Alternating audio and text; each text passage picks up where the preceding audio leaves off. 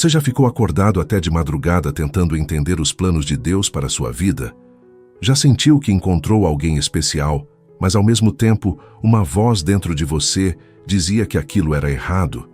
Que talvez Deus não aprovasse aquele sentimento novo nascendo no seu peito? Eu conheci esse tormento de perto. Durante 2 anos carreguei essa dúvida que quase me destruiu por dentro. Até que numa tarde comum, meu coração decidiu parar de bater. E naqueles minutos em que estive do outro lado, Jesus me revelou verdades que demoliram todas as crenças que eu tinha sobre solidão, sobre recomeços e sobre o que Deus realmente pensa quando um viúvo decide amar outra vez. Meu nome é Osvaldo. Completei 48 anos no mês passado. E antes de continuar, preciso te fazer um pedido. Fica comigo até o final dessa história. Combinado? Porque se você já enterrou a pessoa que jurou amar até o fim, se já sentiu o peso de uma casa silenciosa demais, se já se perguntou se existe vida depois de uma perda tão grande, então, o que vou contar pode transformar sua maneira de enxergar tudo isso. Não vim aqui apontar dedos para ninguém. Quero apenas dividir uma experiência que marcou minha alma de um jeito que não consigo colocar em palavras. Naquela tarde de quinta-feira, eu parti deste mundo. Meu coração ficou parado por 17 minutos. Os médicos depois me explicaram que foi tempo demais, que era para eu ter sequelas graves ou simplesmente não ter voltado. Mas eu voltei. E voltei diferente, carregando uma mensagem que precisa ser ouvida por todo cristão, que vive sufocado por culpa religiosa. Cresci numa cidade pequena do interior de Minas Gerais, chamada Capelinha. Meu pai era açougueiro no mercado municipal e minha mãe cuidava da casa e de nós 5 filhos. Família humilde que nunca deixou faltar o básico na mesa, nem fé no coração. Desde menino acompanhava meus pais nos cultos de domingo e quarta. Conhecia os versículos antes mesmo de saber ler direito, porque ficava ouvindo minha mãe recitar enquanto lavava roupa no tanque. A igreja era nossa segunda casa e os irmãos de fé eram extensão da nossa família. Quando completei 23 anos, conheci Madalena.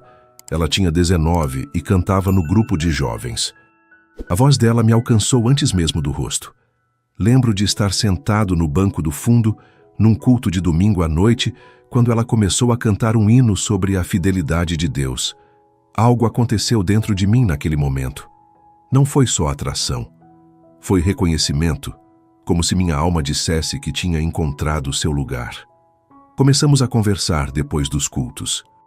Descobri que ela era filha do diácono Geraldo e que sonhava em ser professora. Eu tinha acabado de conseguir emprego como técnico em eletrônica numa loja de conserto de televisores.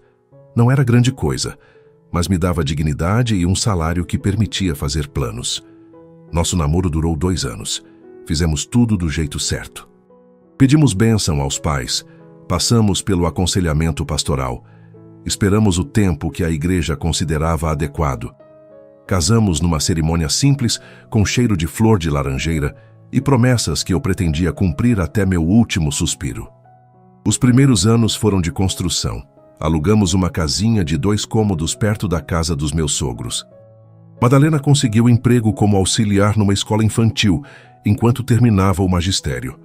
Eu fazia horas extras sempre que aparecia oportunidade. Juntamos cada centavo para comprar nosso terreno e, tijolo por tijolo, fomos levantando o nosso lar. 5 anos depois do casamento veio nossa filha, Isabela. Aquela menina nasceu e reorganizou todo o meu universo. De repente eu entendi o que meu pai queria dizer quando falava que filho muda a definição de amor. Nossa vida seguia um ritmo tranquilo. Madalena se formou e começou a lecionar para turmas de alfabetização. Eu cresci na empresa e virei gerente técnico. Isabela crescia saudável, inteligente, com o sorriso da mãe e a teimosia do pai. Éramos família de igreja, nunca faltávamos aos cultos. Eu servia no Ministério de Som e Madalena liderava o grupo de crianças. Tínhamos amigos de fé, churrascos de sábado, viagens para congressos. Uma vida comum, mas cheia de sentido. Quando a pandemia chegou em 2020, achamos que seria coisa passageira. Ficamos em casa como todo mundo. Fizemos cultos online, aprendemos a usar aplicativos de videoconferência. Isabela já estava com 21 anos e tinha ido morar em Belo Horizonte para fazer faculdade de fisioterapia. Ficamos só eu e Madalena em casa, o que até nos aproximou mais. Redescobrimos o prazer de conversar sem pressa, de assistir filmes juntos, de cozinhar um para o outro. Mas em janeiro de 2022 o vírus finalmente entrou na nossa casa. Eu tive sintomas leves. Fiquei alguns dias com febre e cansaço, nada grave. Madalena não teve a mesma sorte. Começou com uma tosse seca que não passava. Depois veio a falta de ar. Quando a levei ao hospital, a saturação já estava baixa demais. Ela foi internada na mesma hora. Passei uma semana inteira dormindo no carro do estacionamento porque não permitiam acompanhantes. Toda manhã eu ligava para o hospital pedindo notícias. Toda noite eu orava até perder a voz. Num domingo de manhã, enquanto eu tentava engolir um café aguado de posto de gasolina, o telefone tocou. A voz do médico do outro lado era calma demais, ensaiada demais. Ele disse que tinham feito tudo o que podiam, que o corpo dela não respondeu aos tratamentos, que ela tinha partido de madrugada. Eu nem consegui chorar naquele momento. Fiquei parado segurando o copo de isopor, vendo o vapor subir do café, tentando processar que a mulher com quem dividi 25 anos simplesmente não existia mais. O enterro foi pequeno por causa das restrições sanitárias. Isabela conseguiu vir, mas ficamos a 2 metros de distância durante todo o velório. Não pude abraçar minha filha enquanto enterrávamos a mãe dela. Esse detalhe ainda me machuca quando lembro. Voltei para casa sozinho naquela noite e o silêncio me recebeu como um soco no estômago. Os chinelos dela ainda estavam do lado da cama. A xícara que ela usava para o chá ainda estava na pia. O perfume ainda estava no ar do banheiro. E eu estava completamente sozinho. Os meses seguintes foram névoa pura. Ia trabalhar no automático, voltava para casa, esquentava qualquer coisa no micro-ondas, assistia televisão sem prestar atenção, até pegar no sono no sofá. Os irmãos da igreja foram presentes no começo. Traziam marmitas, faziam visitas, oravam comigo. Mas a vida deles continuou, e aos poucos as visitas foram rareando. Não guardo ressentimento. Cada um tem suas batalhas para enfrentar. Foi o pastor Kleber quem me sugeriu que eu voltasse a servir na igreja, como forma de ocupar a mente e encontrar propósito. Aceitei o conselho. Comecei a me envolver mais do que nunca. Além do ministério de som, passei a ajudar nas visitas aos enfermos, na organização de eventos, na manutenção do templo. Qualquer tarefa que surgisse, eu me oferecia. Quanto mais ocupado eu ficava, menos tempo tinha para encarar o vazio que Madalena deixou. Durante quase 2 anos, minha vida girou em torno daquela rotina. Trabalho, igreja, casa vazia, repetir. Isabela me visitava uma vez por mês e sempre dizia que eu precisava cuidar mais de mim, que estava magro demais, que a casa estava descuidada. Eu prometia que ia melhorar, mas no fundo não via motivo para me esforçar. Cozinhar para um só não tem graça. Arrumar casa que ninguém visita parece desperdício de energia. Eu estava apenas existindo, não vivendo. Foi numa dessas visitas ao hospital para orar com um irmão internado que conheci Teresa. Ela trabalhava como recepcionista no setor de cardiologia. Cabelo castanho preso num rabo de cavalo, olhos cor de mel, sorriso fácil que contrastava com o ambiente pesado daquele lugar. Eu ia toda semana visitar o irmão Joaquim, que estava se recuperando de uma cirurgia no coração. Teresa sempre me cumprimentava na entrada, perguntava como eu estava, desejava bom dia com uma sinceridade que parecia rara naquele mundo de gente apressada. Um dia cheguei ao hospital e descobri que Joaquim tinha recebido alta. Fiquei parado no corredor, sem saber direito o que fazer. Teresa percebeu minha confusão e veio perguntar se estava tudo bem. Expliquei a situação e ela sorriu dizendo que era uma boa notícia, que eu deveria estar feliz. Concordei, mas alguma coisa no meu rosto deve ter denunciado que a notícia me afetou de outro jeito. Sem aquelas visitas eu perdi a única razão para estar ali. E só naquele momento percebi que talvez a razão nunca tivesse sido apenas o irmão Joaquim. Teresa me convidou para tomar um café na lanchonete do hospital. Aceitei sem pensar muito. Sentamos numa mesa de canto e conversamos por quase 1 hora. Descobri que ela tinha 43 anos. Era divorciada há 6 anos. Tinha um filho de 17 chamado Daniel que morava com ela. O casamento dela tinha acabado porque o ex-marido se envolveu com outra pessoa. Ela contou isso sem amargura na voz, como quem já tinha feito as pazes com o passado. Eu contei sobre Madalena, sobre a pandemia, sobre o vazio. Ela ouviu sem interromper, sem tentar consertar minha dor com frases feitas. Apenas ouviu. Aquele café virou rotina. Toda semana eu arrumava uma desculpa para passar no hospital e sempre acabávamos conversando.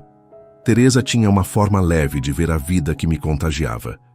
Ela ria das próprias desgraças, encontrava beleza em coisas simples, me fazia perceber que o mundo continuava girando mesmo quando a gente acha que parou. Com o tempo, as conversas migraram do hospital para outros lugares.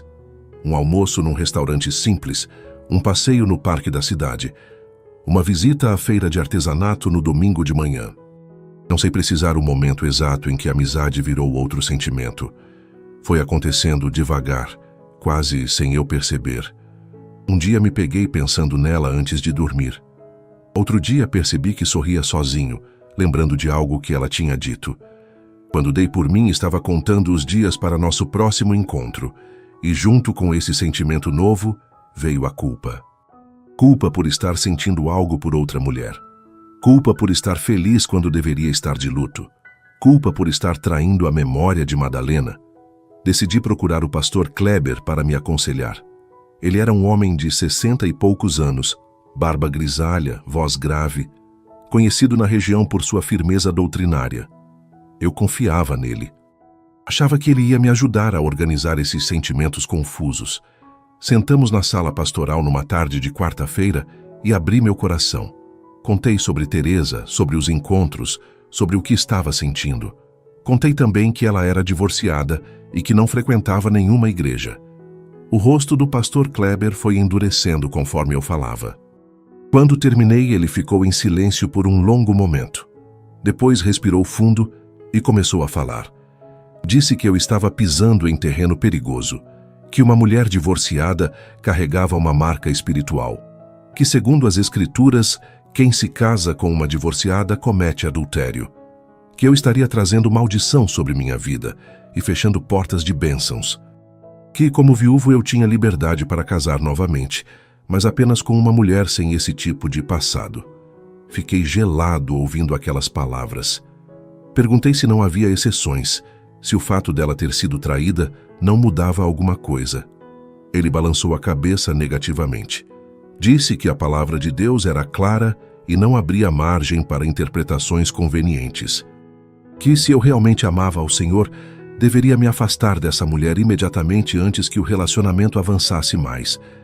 Que ele estava dizendo isso para meu bem, para proteger minha alma. Saí daquela sala com o coração despedaçado. De um lado estava Teresa, a primeira pessoa em 2 anos que tinha feito eu me sentir vivo de novo. Do outro lado estava tudo o que eu acreditava sobre Deus, sobre obediência, sobre fazer a coisa certa. Passei semanas evitando Teresa. Não atendia suas ligações, respondia mensagens de forma fria e curta, inventava compromissos para não encontrá-la. Ela percebeu o afastamento e num dia me confrontou perguntando o que estava acontecendo. Contei a verdade. Disse que tinha me aconselhado com meu pastor e que ele havia me orientado a me afastar dela por questões espirituais. O silêncio que seguiu doeu mais que qualquer palavra. Teresa me olhou com os olhos marejados e disse que entendia, que não queria ser obstáculo entre mim e minha fé, que desejava toda a felicidade do mundo para mim. Depois virou as costas e foi embora. Não tentou me convencer, não argumentou, não brigou. Simplesmente respeitou minha escolha, mesmo que aquela escolha a machucasse. Voltei para minha rotina de antes. Trabalho, igreja, casa vazia. Só que agora o vazio parecia ainda maior porque eu sabia o que estava perdendo. O pastor Kleber me elogiou pela decisão. Disse que eu tinha demonstrado maturidade espiritual, que Deus honraria minha obediência. Mas a honra não veio. O que veio foi uma tristeza profunda que eu não conseguia sacudir. Passei a questionar coisas que nunca tinha questionado. Será que Deus realmente queria que eu vivesse sozinho para sempre? Será que o mesmo Deus que criou o ser humano para viver em companhia me condenaria por buscar companhia? Será que as interpretações do pastor Kleber eram as únicas possíveis? Essas perguntas começaram a criar um abismo entre mim e a igreja. Eu continuava frequentando os cultos, mas sentava no fundo e saía antes do término. Parei de servir nos ministérios. Evitava conversas longas com outros membros. O pastor percebeu meu afastamento e tentou conversar comigo algumas vezes, mas eu sempre desviava do assunto. A verdade é que eu estava com raiva. Raiva de uma doutrina que me tirou a chance de ser feliz. Raiva de mim mesmo por não ter coragem de questioná-la. Raiva de Deus por ter me colocado nessa situação impossível. 6 meses se passaram assim. Numa tarde de sábado, eu estava em casa tentando consertar um chuveiro que tinha queimado. Estava em cima de uma escada quando senti uma pontada forte no peito. Achei que era só esforço, mas a dor foi aumentando e se espalhando pelo braço esquerdo. Desci da escada com dificuldade e sentei no chão do banheiro. Minha visão começou a escurecer nas bordas. Tentei gritar por socorro, mas minha voz não saía. A última coisa que lembro é do azulejo frio contra meu rosto, enquanto o mundo desaparecia ao meu redor. Não havia mais dor. Não havia mais peso no peito, nem escuridão sufocante. Eu estava flutuando numa claridade que não machucava os olhos. Uma luz que parecia ter substância própria, que acolhia em vez de ofuscar. Tentei entender onde estava, mas as coordenadas do mundo físico não faziam sentido ali. Não existia chão nem teto, não existia em cima nem embaixo. Apenas aquela presença luminosa que se aproximava devagar. Quando a luz tomou forma, meus joelhos simplesmente cederam. Era Jesus. Não o das pinturas europeias que eu via nas Bíblias ilustradas da infância. Era alguém real, com olhos que pareciam conter todas as histórias já vividas, todas as lágrimas já choradas, todos os recomeços já tentados. Ele me olhou e naquele olhar eu me senti completamente conhecido. Não tinha como esconder nada, nem eu queria esconder. Pela primeira vez na vida me senti visto de verdade. Osvaldo. Ele disse meu nome, e foi como se cada célula do meu ser reconhecesse aquela voz. Você carregou sozinho um peso que nunca pedi para você carregar. Vim te mostrar o que meu coração realmente sente sobre tudo isso que te afastou de viver. Comecei a chorar sem controle. Não era choro de tristeza. Era choro de alívio, de rendição, de finalmente poder soltar aquele nó que estava apertando minha garganta há meses. Jesus se aproximou e colocou a mão no meu ombro. O toque dele transmitia uma paz que eu não sabia que existia. Você passou esses últimos meses acreditando que eu queria te ver sozinho, ele disse com uma ternura que me desmontou por dentro. Acreditando que amar Teresa era me ofender. Mas isso nunca saiu do meu coração, Osvaldo. Nunca. Senhor, eu consegui dizer entre soluços, me ensinaram que casar com uma divorciada é adultério, que eu estaria pecando, que estaria debaixo de maldição. Jesus suspirou e percebi algo que parecia tristeza em seus olhos. Quantos dos meus filhos vivem aprisionados por correntes que eu nunca forjei? Ele disse mais para si mesmo do que para mim. Depois me olhou diretamente. Deixa eu te mostrar algumas coisas, Osvaldo. Coisas que estão na minha palavra, mas que a religião preferiu ignorar. Imagens começaram a surgir ao nosso redor, como se o próprio ar se transformasse em tela. Vi cenas das Escrituras que eu conhecia, mas agora via por um ângulo diferente. Jesus me mostrou o contexto da época em que ele andou na terra. Vi homens judeus que descartavam suas esposas por qualquer motivo banal. Uma comida queimada, uma palavra mal colocada, a chegada de uma mulher mais jovem e bonita. Bastava entregar um papel de divórcio e a mulher era jogada na rua sem direitos, sem sustento, sem dignidade. Quando eu falei sobre divórcio e adultério, Jesus explicou. Estava protegendo essas mulheres, estava condenando homens que tratavam o casamento como descartável. Estava dizendo que quem se casa com uma mulher descartada, injustamente para usar ela, também comete o mesmo erro de tratá-la como objeto. Não estava criando uma lei eterna para condenar quem teve um casamento destruído contra a própria vontade. Vi então imagens de Teresa. Vi o dia em que ela descobriu a traição do ex-marido. Vi as noites em que chorou escondida no banheiro para o filho não ouvir.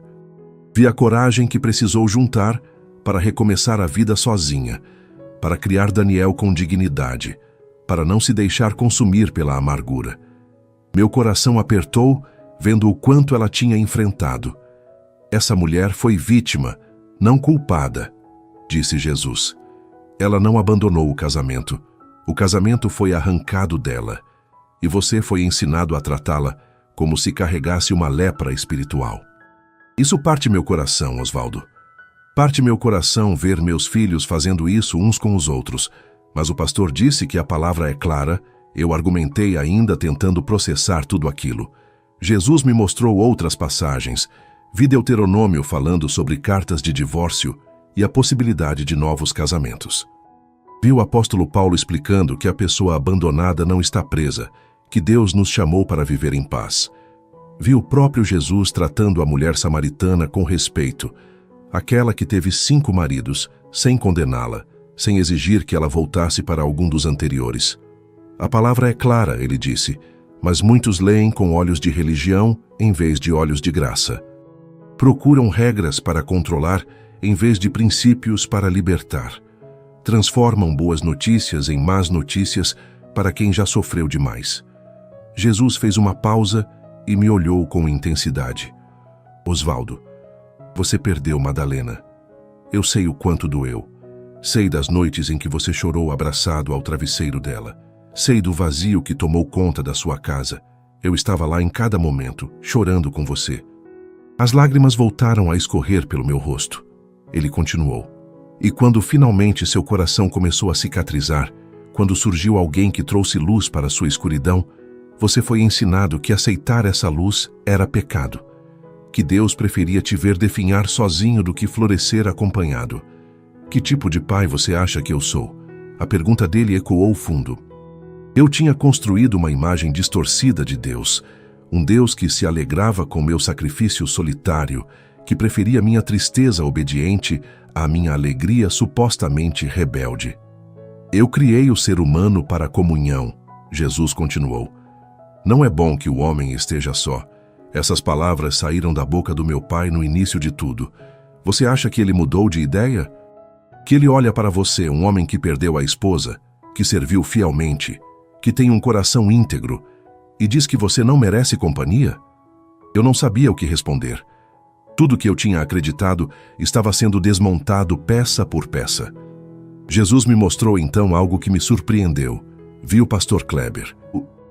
Vi que ele era um homem sincero, que realmente acreditava estar protegendo as ovelhas do rebanho. Mas vi também as correntes invisíveis que ele mesmo carregava, doutrinas que aprendeu de outros homens sem nunca questionar, medo de errar que o fazia preferir a rigidez à misericórdia. Ele não é mau, disse Jesus. Está cego. Repete o que recebeu sem perceber o peso que coloca sobre os outros. Um dia ele também vai entender, mas você não precisa esperar por isso para viver. E o que eu faço agora, Senhor?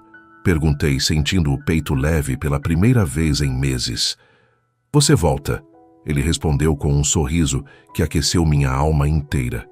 Volta e vive. Procura Teresa. Diz a ela o que aconteceu. Constrói com ela algo bonito. Vocês dois merecem isso. E a igreja? Perguntei. O pastor? Se o lugar onde você está não consegue enxergar graça em recomeços, talvez seja a hora de encontrar um lugar que enxergue. Existem muitos dos meus filhos que entendem o que eu realmente quis dizer. Você vai encontrá-los. A luz começou a ficar mais intensa e senti que estava sendo puxado de volta. Jesus segurou meu rosto entre as mãos e disse as últimas palavras que guardo até hoje no peito. Não existe condenação para quem está em mim, Osvaldo. Nenhuma. Vive livre, ama sem culpa. Eu estarei abençoando cada passo. Acordei numa cama de hospital com tubos em todo lugar e uma dor surda no peito. Isabela estava do meu lado, rosto inchado de tanto chorar. Quando viu que eu tinha aberto os olhos, ela gritou por ajuda e em segundos o quarto encheu de médicos e enfermeiras. Depois me explicaram que um vizinho ouviu um barulho estranho e veio verificar. Me encontrou caído no banheiro e chamou o resgate. Meu coração ficou parado por 17 minutos. Disseram que era um milagre eu estar vivo e mais ainda estar sem sequelas. Fiquei internado por 2 semanas fazendo exames e me recuperando.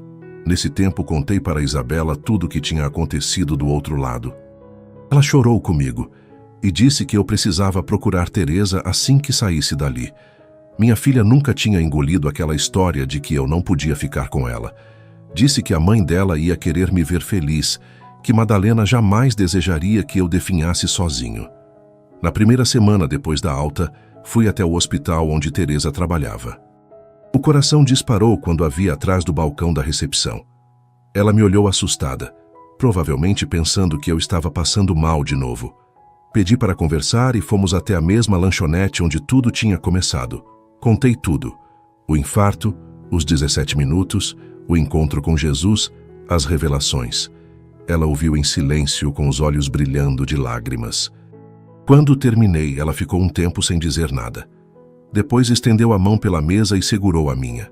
Eu orei tanto nesses meses, ela disse com a voz embargada. Pedi a Deus que cuidasse de você, que te mostrasse que não tinha nada de errado em nós dois. Hoje faz 1 ano desde aquela conversa na lanchonete.